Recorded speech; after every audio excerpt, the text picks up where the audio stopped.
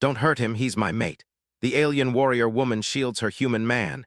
Elias learned early that on Carvos 9, the safest way to live was to be unseen.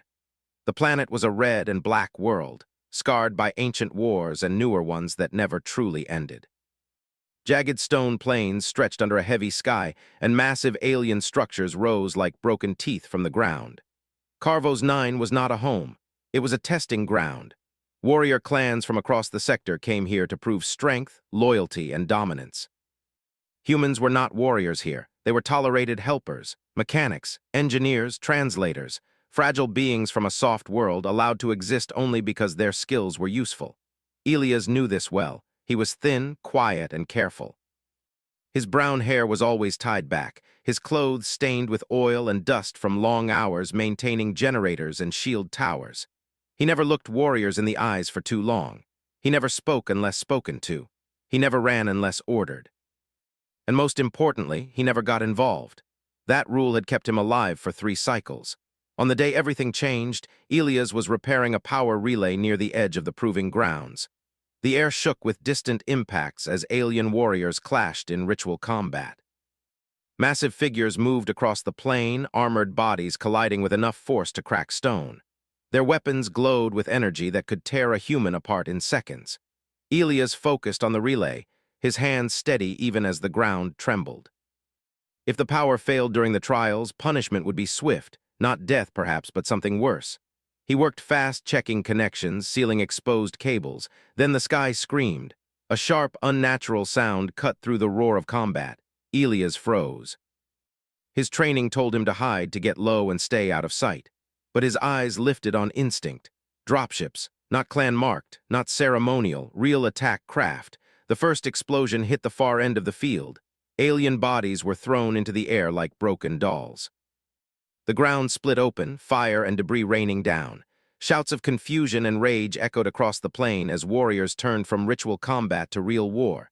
Elias' heart pounded. This was not part of the trials. This was an ambush. He backed away from the relay, scanning for cover. A second blast struck closer, the shockwave knocking him off his feet. His ears rang as he hit the ground hard, dust filling his mouth. He coughed, struggling to push himself up. That was when he saw her. She stood at the center of the chaos, taller than any warrior around her. Her armor was dark, etched with scars and clan markings earned over many battles.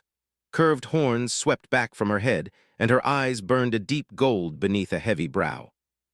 This was Kareth, shield-bearer of the Iron Claw clan. Even Elias knew her name. She was death on the battlefield, a living legend. Warriors stepped aside when she walked past. Enemies fled when they saw her advance. She carried a massive energy blade in one hand and a shield large enough to cover 3 warriors in the other. She was unstoppable, and she was charging straight toward the ambush. Elias tried to crawl away, but a third explosion sent shrapnel tearing through the air. A piece of burning metal struck an alien warrior nearby, dropping him with a scream. Elias saw blood, dark and thick, pooling beneath the fallen figure. The warrior was still alive. Without thinking, Elias moved. He reached the wounded alien and grabbed a med seal from his belt. His hands shook, but his training kicked in. He pressed the seal against the torn armor, activating it. The bleeding slowed. The warrior gasped, eyes wide in shock as he stared at the small human helping him. "Stay still," Elias said softly, though he wasn't sure the alien understood his words. "You'll live." A shadow fell over them. Elias felt it before he saw it. The air seemed to grow heavier, charged with power. Slowly, he looked up. Kareth stood over him. Her golden eyes locked onto Elias, sharp and intense. For a moment, he forgot how to breathe. She could crush him with one hand, end him without effort. Elias lowered his gaze immediately, heart hammering. I was just," he started, then stopped. Explanations were useless. Another blast sounded nearby. Enemy fire streaked toward them, bright and deadly. Kareth moved. She stepped forward, placing herself directly between Elias and the incoming fire. Her shield snapped up, absorbing the blast with a thunderous impact. Energy washed over the shield's surface and dispersed harmlessly into the air. Elias stared. She had protected him, not by accident, not because he was in the way. She had chosen to. Kareth did not look back at him. Her attention was on the battlefield, her posture tense and ready. She issued sharp commands in her native tongue, rallying nearby warriors. They formed up around her, responding instantly. Another volley came in. Again, she blocked it. Elias scrambled backward, trying to make himself smaller, less noticeable. His mind raced.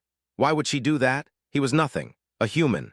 A tool. Yet every time danger came near, Kareth shifted, placing her massive form between him and death. As the ambush intensified, the battlefield turned into chaos. Smoke choked the air, cries of pain mixed with roars of fury. Elias tried to retreat toward the maintenance tunnels, but a sudden collapse cut off his path. Debris rained down, forcing him back. He stumbled, nearly falling. Strong fingers closed around the back of his collar. In one smooth motion, Kareth lifted him off the ground and pulled him close to her side, tucking him behind her shield. Elias' feet barely touched the ground as she moved, advancing through fire and rubble as if it were nothing.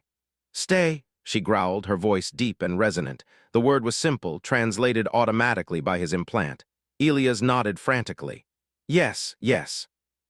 He pressed himself against the hard curve of her armor, feeling absurdly small. Each impact against her shield sent vibrations through his bones, but she did not slow. Enemies began to retreat. They had not expected resistance like this. Kareth drove forward relentlessly, her blade cutting through attackers with brutal precision. Elias watched, both terrified and awed as she fought. She was beautiful in a terrifying way. Every movement was controlled, powerful, purposeful. This was not rage. This was mastery. Finally, the ambush broke. Surviving attackers fled back to their ships, engines roaring as they escaped into the sky. Silence slowly fell over the battlefield, broken only by the groans of the wounded and the crackle of burning wreckage. Kareth lowered her shield. Elias slid down to the ground, his legs weak. He expected her to shove him away, to snarl at him for being in the way. Instead, she turned to face him fully. For a long moment, she simply looked at him. Up close, her presence was overwhelming. She smelled of smoke and metal, her armor scorched and scarred.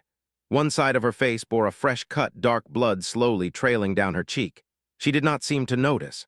Her eyes searched his face, studying him with an intensity that made his skin prickle.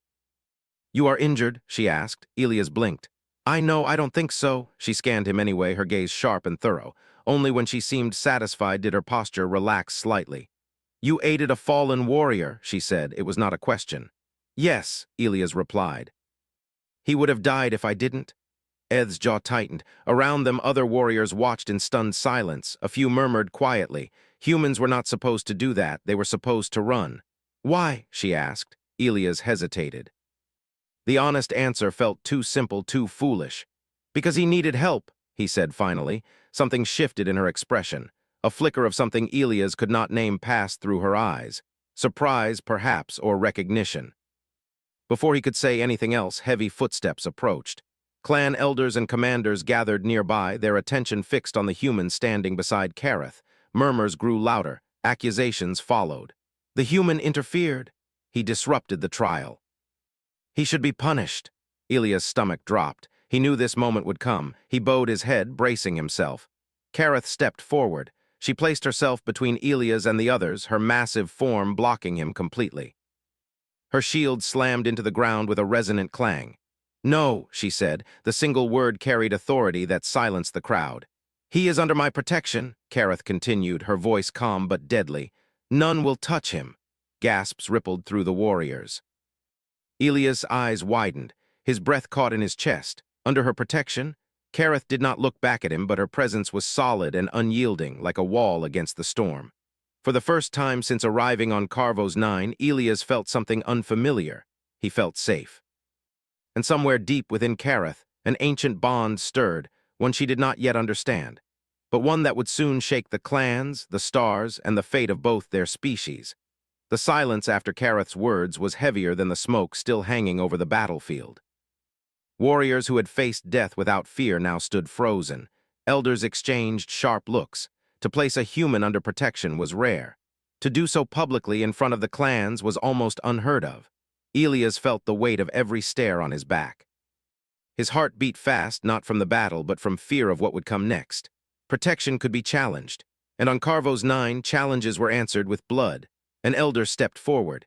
He was old, his armor worn smooth by time rather than combat. His horns were shorter, broken long ago in some forgotten fight. His eyes were cold and calculating. "Shield-bearer Kareth," the elder said, You claim protection over a human who interfered in sacred trials. Kareth did not move. I do. The trials were disrupted because of him. They were disrupted by an ambush, Kareth replied, not by the human. Murmurs spread again. Some warriors nodded, others growled in disagreement. Another commander spoke, younger and sharper, his armor still bright with recent victories. Even if the ambush was real, the human acted without authority. He touched a fallen warrior during combat. He saved his life, Kareth said. That is not his place. Kareth's grip tightened on her shield. The metal creaked softly. His place, she said slowly, was where he chose to stand. Elias swallowed. He wanted to speak, to say it was his fault, that she should not risk herself for him. But every instinct told him that opening his mouth now would only make things worse. The elder studied Kareth for a long moment. Protection alone may not be enough, he said. The law is clear. Interference carries punishment. Ed's eyes hardened. Then hear another law. She turned slightly enough that Elias could see her face from the side. Her posture changed. She stood taller, broader, as if drawing strength from something deep within. I invoke the right of claim. The words hit the gathering like a shockwave. What? Someone hissed. That is forbidden. She cannot mean, the elder's eyes widened. Shield-bearer, consider your words carefully. Eth did not hesitate. She turned fully, her voice loud and clear, carrying across the ruined field. Do not hurt him, she said. He is my mate. The world seemed to stop. Elias' mind went blank. He stared at Kareth's back, unable to understand what he had just heard. His translator implant repeated the words, slow and precise, as if making sure there was no mistake. My mate, gasps broke the silence. Warriors stepped back in disbelief. Some shouted in anger, others looked stunned, even afraid. A human, someone growled, impossible. The right does not allow, the right allows a warrior to choose, Kareth cut in sharply. I have chosen. The elder looked as if he had been struck. You would bind yourself to a human, a fragile outsider? Ed's voice dropped, dangerous and calm. Speak of him with respect. Elias felt dizzy. Mate. Among the warrior clans, a mate was not simply a partner. It was a sacred bond, one that carried duty, protection, and shared fate. It could not be taken back. He had become the center of a storm he did not understand. The elder raised a hand, signaling for quiet. A claim of this nature must be tested, he said. The right demands proof, Kareth nodded once. I know. If the bond is false, the elder continued, the punishment will be severe. I accept, Kareth said without hesitation. Elias' breath caught. He took a step forward, panic breaking through his shock. Wait. Kareth glanced back at him briefly. Her eyes softened just for a moment. Be still, she said quietly. He froze. The elder turned his gaze to Elias. Human, he said. Do you understand what has been declared? Elias hesitated, then nodded slowly. I understand that I'm in danger. A few warriors snorted. Others looked at him with something like curiosity. The right will test both of you, the elder said. You will be separated. The human will face trials meant to reveal truth. Elias felt cold. Trials? He asked. Survival, the elder replied simply. Kareth's jaw tightened, but she did not protest. She had chosen this path. To refuse now would dishonor the claim. Prepare the holding grounds, the elder ordered. The human will be taken at first light. Two warriors approached Elias. Instinctively, Kareth shifted, placing herself between them and him. He will not be harmed before the right, she warned. He will be treated according to law, the elder said. Nothing more, nothing less. Reluctantly, Kareth stepped aside. The warriors moved closer, but their hands did not touch Elias. They gestured for him to follow. Elias looked up at Kareth, fear written plainly on his face. I didn't ask for this, he whispered. I know, she said. Then why? He asked. For a moment she did not answer. Then she said, quietly enough that only he could hear, because I could not stand aside and let you fall. That was all. They led Elias away from the battlefield into the inner structures of the outpost. The halls were cold stone and metal, lit by harsh white lights. Every step echoed. Warriors lined the corridors watching him pass. Some looked angry, some curious. A few looked thoughtful. Elias was placed in a small chamber, bare except for a bench and a low light in the ceiling. The door sealed shut with a heavy thud. Alone, the fear finally caught up with him. He sat down slowly, rubbing his hands together to steady them. He replayed everything in his mind, the ambush, the wounded warrior, Kareth's shield, her words. Mate. He laughed softly, a short, humorless sound. This is insane, he murmured. Time passed slowly. He had no idea how long he sat there, waiting. Eventually, the door opened again. Kareth entered. She filled the room, her armor removed except for a lighter chest piece. Without her full battle gear, she seemed slightly less imposing, but only slightly. She closed the door behind her. "You should not be here," Elias said quickly. "If they see—" "They allowed it," she said. "One meeting before the rite." Elias stood unsure what to do with his hands. "Why did you say that?" he asked. "About me being your mate." Eth studied him. "Among my people," she said, "a mate is chosen when strength recognizes strength." Elias let out a weak breath. "I'm not strong." "You are alive," she replied. "On a world that kills the weak, you ran toward danger when others ran away." "I was scared," Elias admitted. "So was every warrior on that field," Kareth said. "You acted anyway." He looked at the floor. "I'm human." "I don't belong in your laws, your rituals." Kareth stepped closer. "That may be true," she said, "but the bond does not ask permission." There was silence between them, not uncomfortable but heavy with meaning. "What happens to you if this fails?" Elias asked. Kareth did not look away. "I lose my rank, my honor, perhaps my life." Elias felt a sharp pain in his chest. "You shouldn't have risked that." "Too late," she said simply. Footsteps sounded outside the chamber. Kareth straightened. "The rite begins soon," she said. "You will be tested alone. I cannot interfere." Elias nodded, fear tightening his throat. "I don't know if I can survive." Eth placed a large hand gently on his shoulder. Her touch was careful, controlled, as if she feared breaking him. "Survive," she said. "Not for me." "For yourself." The door opened. Warriors waited. As Elias was led away, Kareth watched him go, her expression unreadable. Deep inside her, the ancient bond burned brighter, unshaken by doubt or fear. The clans believed the rite would break a false claim. They did not yet understand what kind of being a human truly was, and they were about to learn. The holding gates opened at dawn. Elias felt it before he saw it, the change in the air. The ground beneath his feet vibrated softly, as if the planet itself was awake and watching. Two warriors escorted him forward, their footsteps heavy and steady. Neither spoke. They did not need to. Ahead lay the trial grounds. It was a vast open basin carved into black stone, surrounded by towering walls etched with ancient symbols. The sky above was pale and harsh, offering no comfort. Heat rolled across the ground in slow waves, making the air shimmer. Elias swallowed hard. He had been given no weapons, no armor. Only a simple pack strapped to his back, containing basic survival tools, a water unit, a small energy cutter, and a field scanner with limited power. Tools meant for observation, not combat. On the high ledge overlooking the basin, the elders and warriors gathered. Kareth stood among them, her armor restored, her posture rigid.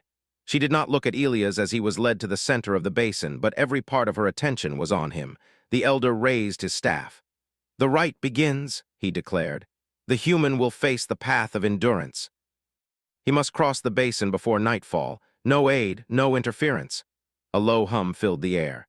The ground beneath Elias' feet shifted. Gravity increased. Elias gasped as his knees buckled. His body felt instantly heavier, as if an unseen force pressed down on every muscle. He caught himself before falling, breathing hard. The warriors watched closely. "This gravity is meant for our kind," one muttered. "He will break."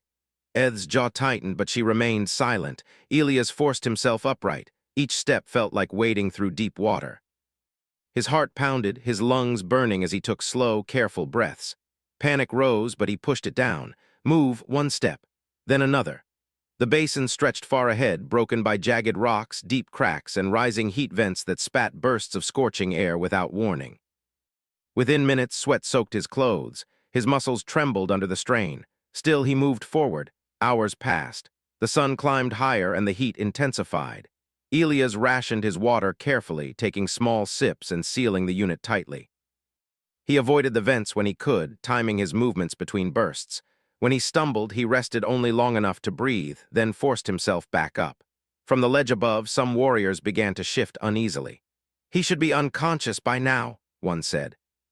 "He adapts," another replied, surprised. Kareth watched silently, her hands clenched at her sides. By midday, the basin changed. The ground ahead began to glow faintly, lines of energy pulsing beneath the surface. Elias slowed, scanning the area. His field scanner beeped weakly. Radiation, high levels, he frowned. He had seen similar patterns before, unstable energy pockets near ancient ruins. The ground could collapse at any moment. Elias crouched, studying the pulses. He noticed a rhythm. The energy flared, then dimmed, cycling in predictable intervals.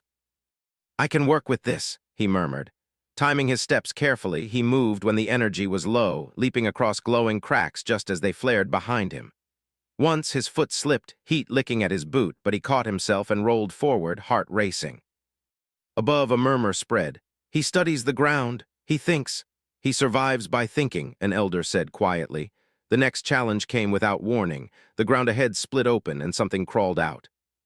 It was a native predator, long and low, its body covered in hardened plates. Multiple eyes locked onto Elias, reflecting the harsh light. It hissed, revealing rows of sharp teeth. Elias froze. He had no weapon strong enough to kill it. The creature lunged. Elias ran. His legs screamed in protest as he sprinted under crushing gravity. The predator was fast but heavy. Elias zigzagged, forcing it to turn, leading it toward a cluster of unstable vents. When a burst of superheated air erupted, Elias dropped flat. The predator did not. It screamed as the blast struck it, sending it crashing into the rocks. Elias scrambled away, heart pounding, until the creature stopped moving. He lay there for a moment, staring at the sky, shaking. Then he got up. By the time the sun began to sink, Elias' body felt broken. His hands were blistered, his vision blurred at the edges, but he could see the far end of the basin now. Hope flickered. Then the ground shook. A deep, unnatural rumble echoed through the basin. From hidden emitters along the walls, energy surged. The gravity spiked again, far beyond before. Elias cried out as he was slammed to the ground. Every breath felt like lifting a mountain. His arms trembled violently as he tried to push himself up. Above, Kareth took a step forward before stopping herself. "This is not part of the path," she growled. The elder's eyes narrowed. "The path reveals truth." Elias lay face down, dust pressed into his cheek. His mind screamed at him to stop, to rest, to give up. Then he thought of the wounded warrior he had helped, of Kareth's shield. Of her quiet words, "Survive for yourself." He dug his fingers into the stone and pushed. Inch by inch, he dragged himself forward. His movements were slow, painful, but steady. He used the terrain, pulling himself along cracks, resting against rocks when he could. Something changed in the watching warriors. This was not strength as they understood it. This was not dominance or power. This was refusal.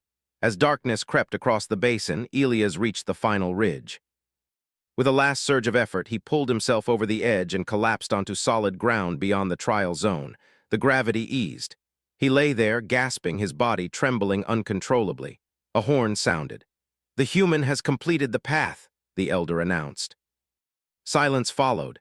Kareth closed her eyes briefly, relief washing through her. When she opened them, her gaze burned with pride. Warriors descended into the basin to retrieve Elias. They lifted him carefully, surprised by how light he felt, how fragile, and yet how unbroken. As they carried him past Kareth, his eyes fluttered open. He met her gaze for just a second. He managed a weak smile. She placed a hand over her chest, a warrior's gesture of respect. The rite was not finished, but the clans had just witnessed something they could not ignore. The human had endured not by strength of body, but by strength of will. And that frightened them more than any blade. Elias woke to pain. It was everywhere, deep in his muscles, sharp in his chest, burning in his lungs. For a moment he did not know where he was. The air smelled of metal and antiseptic. Light flickered above him. He tried to move and failed. "Easy," a voice said. He turned his head slightly. Kareth stood beside the recovery platform. Her armor was off again, replaced by lighter gear. Fresh scratches marked her arms, and her eyes looked tired but alert. "You finished the path," she said. "You lived." Elias let out a weak breath. "Barely." "That is enough," she replied. He tried to sit up. Pain flared, but he forced himself upright a little. "Is it over?" Kareth shook her head slowly. "No, the rite has another phase." Before Elias could ask what that meant, a deep alarm echoed through the structure, not the ceremonial tone of trials, but a sharp, urgent warning. Kareth stiffened instantly.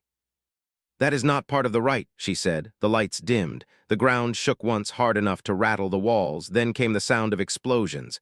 Elias' fear returned in a rush. "Another attack? Worse," Kareth said grimly. "Sabotage." They moved quickly. Kareth helped Elias off the platform, supporting his weight despite his protests. His legs were weak, but they held. As they reached the outer corridor, chaos greeted them. Warriors ran past, shouting warnings. Smoke poured in from damaged sections of the outpost. Emergency shields flickered unstable. The gravity emitters, Elias said suddenly, listening to the vibrations in the floor. They're overloading. Kareth looked at him sharply. How do you know? I worked on systems like these, he said. Not exactly the same, but close. Another explosion rocked the corridor. A section of ceiling collapsed behind them. From the far end, armored figures emerged, but these were not clan warriors. Their markings were wrong. Rival clan mercenaries, heavily armed. They planned this, Eth growled. They want the right to fail. Weapons fired. Energy bolts tore through the hall. Kareth stepped in front of Elias without thinking, her shield snapping up. She advanced, blade flashing. The corridor echoed with impacts as she fought, pushing the attackers back step by step. Then a blast struck from the side. The wall exploded inward. Debris slammed into Kareth, throwing her hard against the floor.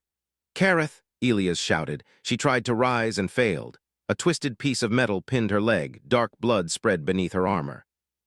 The mercenaries regrouped, raising their weapons. Something inside Elias snapped. He ran, not away, toward her. He dropped to his knees beside Kareth, grabbing the metal and straining to lift it. Pain screamed through his body, but he did not stop. With a final effort, he shifted the debris enough for her to pull free. She looked at him in shock. Elias, run. No, he said. His voice was shaking, but firm. Not without you. The mercenaries advanced, confident now. Elias looked around desperately. His eyes caught on a damaged control panel sparking nearby. The gravity emitter's access lines were exposed. An idea formed. Can you move? He asked. Barely, Kareth said, trying to rise. That's enough, Elias replied. He grabbed the small energy cutter from his belt and ran to the panel. Shots fired past him, burning the wall inches from his head. He ignored them. Hands shaking, he cut into the panel, sparks flying. He rewired connections fast, relying on instinct and experience. Elias, Eth roared as another blast struck near him. I know what I'm doing, he shouted back. He rerouted power from the damaged emitters and focused it down the corridor. Then he activated it. The gravity surged.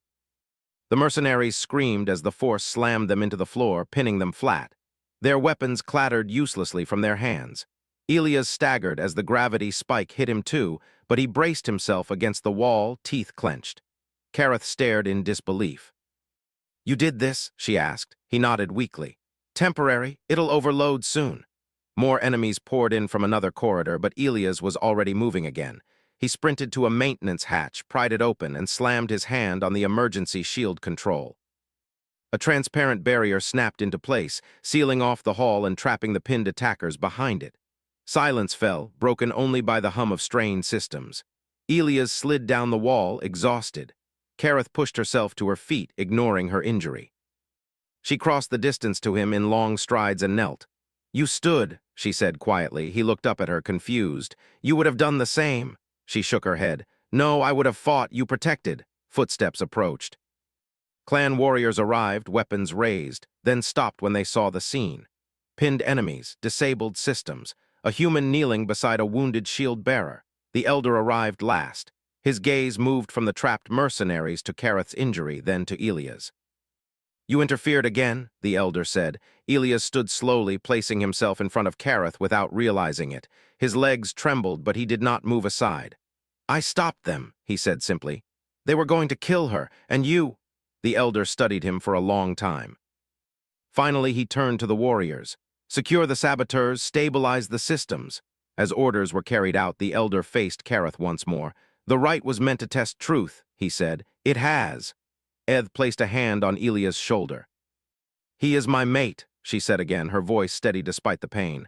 Not because I am strong, but because he is. The elder exhaled slowly. Across the outpost, warriors watched the human who had endured the path, who had turned the battlefield itself into a weapon, who now stood trembling but unyielding before them. For the first time, none spoke against him. The rite was not yet concluded, but its outcome was no longer in doubt. Humanity had stood its ground, and the galaxy would never see them the same way again. The outpost burned through the night. Emergency crews moved through damaged corridors, sealing breaches and tending the wounded. The captured mercenaries were taken away under heavy guard, their heads lowered, their confidence gone. Word spread fast across Carvos 9. The rite had been attacked, and a human had stopped it. Elias sat on a low bench near the central chamber, wrapped in a thermal cloak. His body ached in ways he had never felt before. Every breath reminded him of bruises and strained muscles. But he was alive. More than that, he was aware. Every sound, every movement around him felt sharp and real. Kareth stood a short distance away, speaking with med warriors as they treated her injured leg. She did not show pain, but Elias could see it in the tight set of her jaw. Still, she refused rest until every report was heard. When she finally turned toward him, their eyes met. She walked to him slowly, carefully, then lowered herself to sit beside him. For a moment, neither spoke. "You should be resting," Elias said quietly. "So should you," she replied. He managed a small smile. "Fair." They sat in silence, watching the chamber. Warriors passed by, many of them glancing at Elias, not with anger now, but with curiosity. Some nodded slightly. Others placed a fist to their chest in a sign of respect. Elias noticed. "They're looking at me differently," he said. "They saw you," Kareth replied. "Truly saw you." Before he could respond, the heavy doors of the central chamber opened. The elder entered, followed by the clan leaders. Their expressions were serious but no longer hostile. The chamber grew quiet as they approached. "Elias of Earth," the elder said. "Stand." Elias hesitated, then rose slowly to his feet. Kareth stood with him, close enough that her presence was steady and reassuring. "The right of claim is concluded," the elder announced, "not by tradition alone, but by truth revealed." A murmur rippled through the watching warriors. "You endured the path," the elder continued. "You did not break, you adapted, you protected without being ordered. You acted without seeking glory." The elder's gaze sharpened. "You are not a warrior by our definition." Elias felt his stomach tight. "But," the elder went on, "you are something rarer." The elder turned, addressing the gathered clans. "This human does not conquer. He stabilizes. Where chaos rises, he brings order. Where strength fails, he finds another way." The elder faced Elias again. "By the laws of the right, the bond stands." A deep silence followed, then a single warrior struck the ground with his spear. Another followed, then another. The sound spread, echoing through the chamber. Recognition. Kareth closed her eyes briefly. When she opened them, there was something like relief in her expression. "The bond between Kareth of the Iron Claw and Elias of Earth is recognized," the elder declared. "Let none challenge it." Elias exhaled shakily. He had not realized how tightly he had been holding his breath. Later, when the crowds dispersed and the outpost settled into a quieter rhythm, Elias stood on an exterior platform overlooking the plains. The red sky was calm now, the battlefield silent under the fading light. Kareth joined him, her leg braced but steady. "I never asked if you wanted this," she said. Elias thought about that, about Earth, about quiet repair bays and staying invisible, about standing under a shield meant for giants. "I didn't ask for it," he said honestly, "but I don't regret it." She studied him. "You are not afraid?" "I am," Elias admitted. "But I was afraid before too. At least now the fear means something." Kareth nodded slowly. "Among my people, a mate does not stand behind, they stand beside." He looked up at her. "Then we'll learn together." Days passed. Repairs continued. Reports were sent across the sector. Other clans arrived, not to challenge, but to observe. They watched Elias move through the outpost, speaking with engineers, helping med warriors, fixing systems with calm focus. They watched Kareth stand beside him, no longer shielding him from the world, but allowing him to face it. Stories spread. A human who endured gravity meant to crush warriors. A human who used thought where strength failed. A human chosen by a shield-bearer, not for power, but for resolve. When a delegation from the Galactic Council arrived, they expected conflict. They found something else. The council envoy, a tall being of polished metal and light, addressed Kareth formally. "Shield-bearer, your claim has caused discussion." Ed did not flinch. "Let it." The envoy turned to Elias. "Human, do you understand the attention you bring?" Elias nodded. "I don't seek it." "That may be why it follows you," the envoy replied. The council proposed terms, alliances, shared oversight. Elias listened carefully, asking questions others ignored. He pointed out weaknesses, suggested improvements, not demands, solutions. By the end of the meeting, the envoy bowed slightly. "Humanity is unexpected," the envoy said. Elias smiled faintly. "We get that a lot." When the council departed, Kareth looked at him with something close to pride. "You spoke as an equal," she said. "I spoke as myself," Elias replied. That night, as stars emerged above Carvo's 9, Kareth and Elias stood together on the highest platform of the outpost. "You changed more than the right," Kareth said. "You changed how they see your kind." Elias shook his head. "I didn't do it alone." No, she agreed, but you showed them that strength does not only strike, sometimes it holds.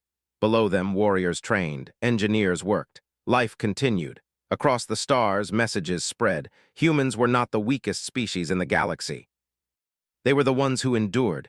They were the ones who adapted. They were the ones warriors chose not to rule over, but to stand beside. And for the first time, humanity was no longer watching the galaxy from the shadows. They were part of it, together.